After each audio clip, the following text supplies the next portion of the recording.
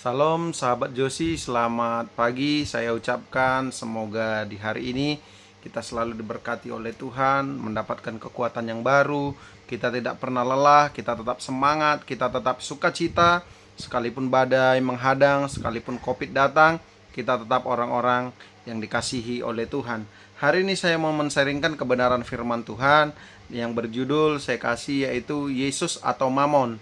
Yang saya ambil ayatnya itu dari Matius 6 ayat yang ke-24.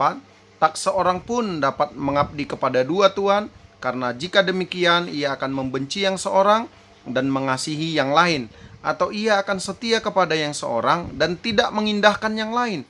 Kamu tidak dapat mengabdi kepada Allah dan kepada Mamon. Di dalam Injil lain ditulis juga, yaitu Lukas 16 ayat yang ke-13 dicatat, seorang hamba tidak dapat mengabdi kepada dua tuan, karena jika demikian ia akan membenci yang seorang dan mengasihi yang lain, atau ia akan setia kepada yang seorang dan tidak mengindahkan yang lain. Kamu tidak dapat mengabdi kepada Allah dan kepada Mamon. Ayat yang ke-14, semuanya itu didengar oleh orang-orang Farisi, hamba-hamba uang itu, dan mereka mencemoohkan dia.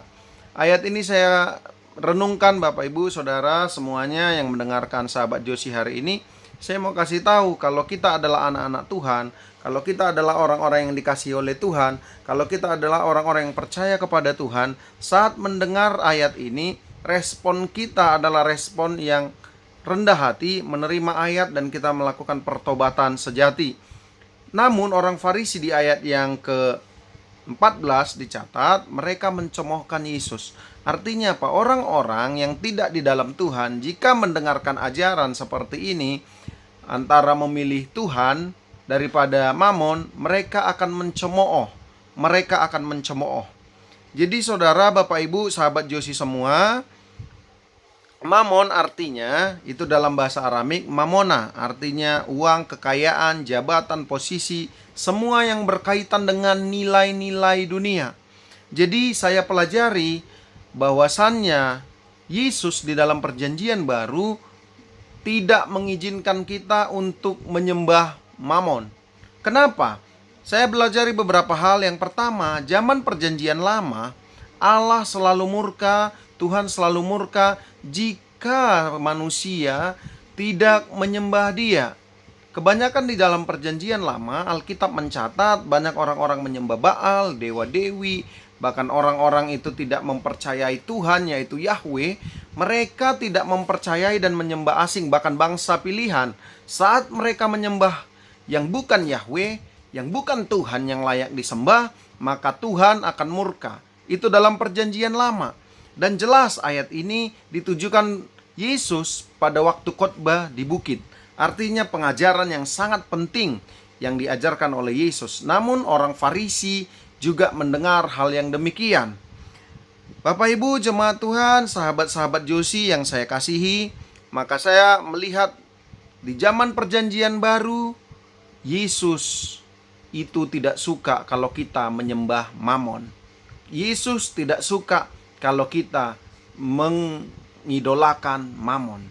Kita hanya mengidolakan dan menyembah Yesus saja. Jadi kalau perjanjian lama, orang menyembah Baal, dewa-dewi, dan Farisi. Ingat waktu Yesus datang ke bumi, orang Farisi mengatakan Yesus menyembuhkan dengan kuasa Beelzebul.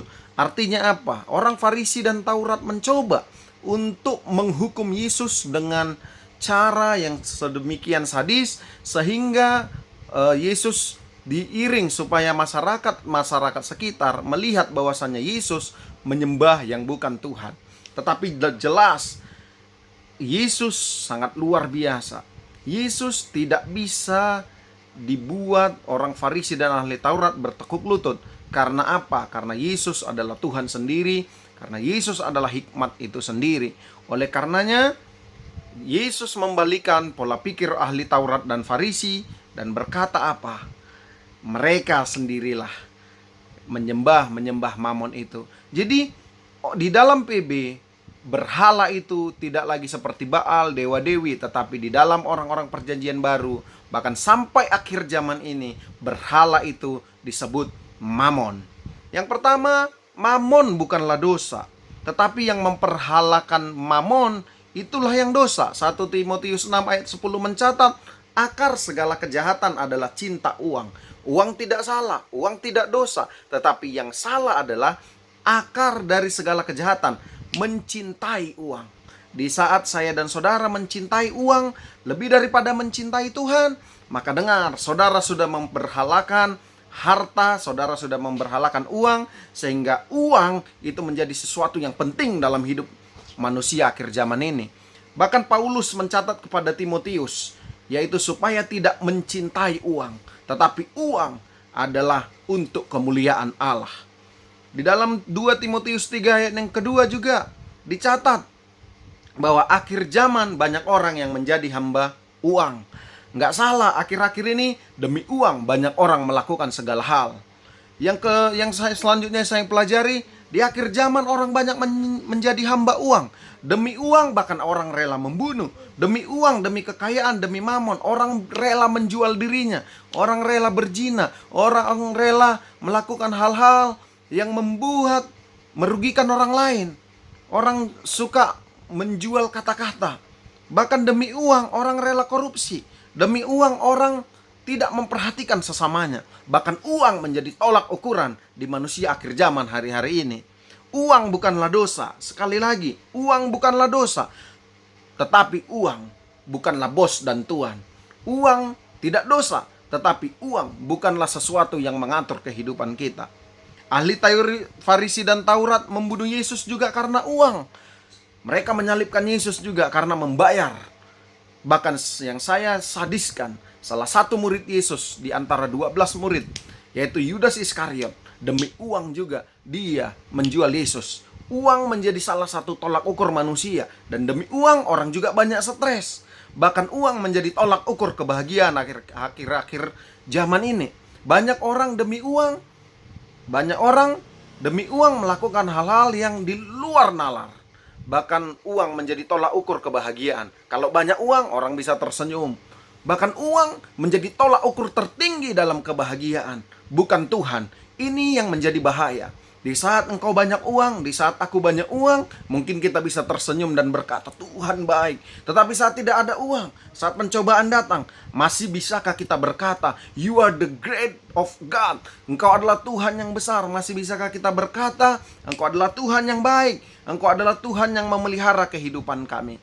Bisakah kita berkata, kalau tidak ada uang, kita tetap bersyukur dan berterima kasih bangun pagi dan berkata, Tuhan terima kasih karena Engkau masih menciptakan dan Engkau masih memelihara kehidupanku. Yudas demi uang, kelihatan pelayanan. Kenapa uang kita bisa memberikan ke orang miskin? Bahkan banyak Yudas melakukan seperti itu. Kata-katanya manis. Bahkan demi uang sepertinya Yudas melayani. Tetapi dengar, hati Yudas tidak untuk mengasihi Tuhan. Sehingga di akhir kehidupannya Yudas gagal karena uang. Hamba-hamba Tuhan juga di akhir zaman banyak demi uang rela menjual nama Tuhan. Demi uang banyak mengkhotbahkan hal-hal yang mengenakan telinga. Demi uang, bahkan demi sesuatu jabatan, banyak demi uang mengkhotbahkan sesuatu yang salah. Mari kita hamba-hamba Tuhan koreksi. Apakah demi uang, demi jabatan, bahkan pelayanan kita, apakah demi mamon yang luar biasa itu? Saya merenungkan ini, Bapak Ibu jemaat Tuhan. Di tengah-tengah masa COVID, kelihatan mana orang yang mencintai Tuhan, mana orang yang memang berpaut pada mamon. Kelihatan di masa-masa COVID ini, mana kita yang mengasihi Tuhan sungguh-sungguh, mana kita yang mencintai dan melayani Tuhan sungguh-sungguh, dan mana kita yang karena di masa COVID ini masih membuat mamon, diukur oleh mamon. Mari kita bertobat bersama-sama. Bapak, Ibu, dan saya bukan orang Farisi dan Taurat. Saat mendengar firman seperti ini, bukan mencemooh, tetapi menerima dengan lapang dada, dan kita bertobat bersama-sama di dalam Kristus. Yang saya pelajari yaitu tentang mamon juga. Originalnya di dalam bahasa aslinya, pengertian dari mamon juga bisa diartikan confidence atau kepercayaan. Apapun yang Tuhan percayakan dalam hidup kita, mungkin jabatan, mungkin relasi, mungkin apapun itu yang Tuhan percayakan, itu juga bisa menjadi mamon dalam kehidupan kita. Gaya hidup bisa menjadi mamon dalam kehidupan kita. Bahkan demi demi relasi, bahkan demi jabatan, banyak orang meninggalkan Tuhan. Bahkan demi pasangan, banyak orang meninggalkan Tuhan. Banyak orang menjual imannya. Demi apa? Demi sesuatu kepercayaan nilai diri yang luar biasa itu. Tuhan tidak suka kita melakukan hal-hal yang seperti itu. Bahkan terkadang juga anak-anak Tuhan tidak mawas diri. Anak-anak Tuhan banyak yang diberi jabatan, tetapi mengesampingkan waktunya dengan Tuhan. Jabatan membuat kita seakan-akan kita sudah bos, dan orang lain tidak perlu. Jabatan membuat kita, oh ini yang terpenting, kamu tidak penting. Itu tidak dimaksudkan sebagai murid Kristus. Murid Kristus, apapun yang Tuhan percayakan, tetap akan punya nilai kerajaan sorga, mengutamakan Tuhan dan mengasihi sesama. Orang yang di dalam Kristus pasti mengerti yang namanya salib. Orang yang di dalam orang yang mengenal Yesus pasti mengerti namanya salib, mengutamakan Tuhan dan mengasihi sesama. Itulah pengertian salib. Makanya kalau Tuhan percayakan saya dan saudara sesuatu yang besar, sesuatu jabatan yang luar biasa, mari kita tidak memberhalakannya, sehingga Tuhan tidak murka atas kehidupan kita. Yesus yang jadi nomor satu, yang lain akan mengikuti kehidupan kita. Yang kedua yang saya pelajari dari ayat ini ialah Matius 19 ayat 21 berkata, "Jikalau engkau hendak sempurna, pergilah, jualah segala milikmu dan berikanlah itu kepada orang-orang miskin, maka engkau akan beroleh harta di sorga. Kemudian datanglah kemari dan ikutlah aku." Orang-orang yang mencintai mamon tidak berhak masuk dalam kerajaan sorga. Tetapi orang-orang yang mengasihi Tuhan membuat mamon itu adalah sebagai alat. Ini letaknya di hati. Kalau hati kita berpaut kepada Tuhan, kalaupun kita dipercayakan mamon, kalaupun dipercayakan Tuhan kepercayaan uang, kalau dipercayakan jabatan, kita tetap menaruhnya di bawah kaki Tuhan untuk kemuliaannya. Kalau kita bisa meninggalkan dunia, kalau kita bisa meninggalkan nilai-nilai dunia, maka dengar, kita adalah orang yang sempurna di dalam kasih Tuhan. Orang sempurna adalah orang yang bisa meninggalkan cara hidup dunia dan menuju fokus kepada Kristus, Tuhan yang luar biasa. Kalau mau sempurna, artinya jangan jadikan mamon segalanya, tapi jadikan Tuhan segala-galanya. Orang yang menjadikan uang, harta, jabatan menjadi nomor satu, maka sulit untuk menjadi orang yang sempurna.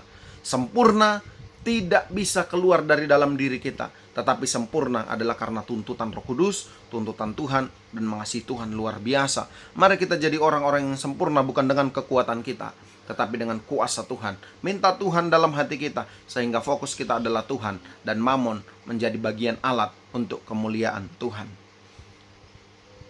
Kesimpulan saya yang pertama, mamon dibutuhkan dalam dunia, namun mamon bukan bos, tapi Yesus adalah Tuhan dan bos yang mengatur kehidupan kita. Oleh karenanya, kita harus menyembah Tuhan dan membuat mamon untuk kemuliaannya. Kedua, mamon tidak dosa, namun hati yang memuja mamon, itulah yang dosa. Yang ketiga, mamon adalah alat kita untuk memuliakan Tuhan, dan Tuhan adalah pencipta kita. Jadi kita harus lebih tunduk kepada pencipta dan bukan kepada mamon.